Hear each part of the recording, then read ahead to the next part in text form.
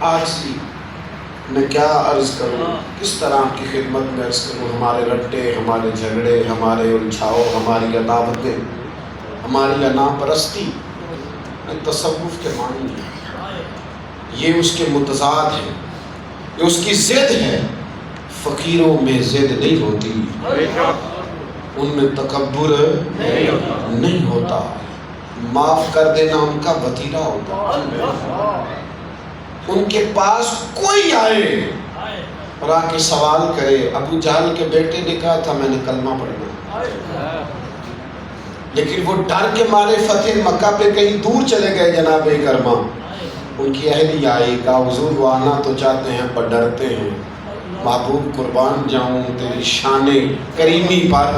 حضور نے اپنا امامہ اتار کے بطور دلیل دیا. فرمایا اسے جا کے کہنا یہ میں نے بطور دلیل دیا ہے کہ تجھے امان دی جائے.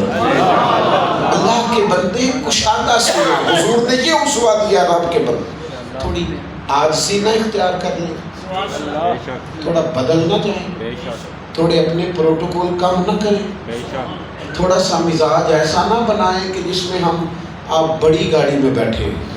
منع نہیں، لیکن کوئی کسی چھوٹی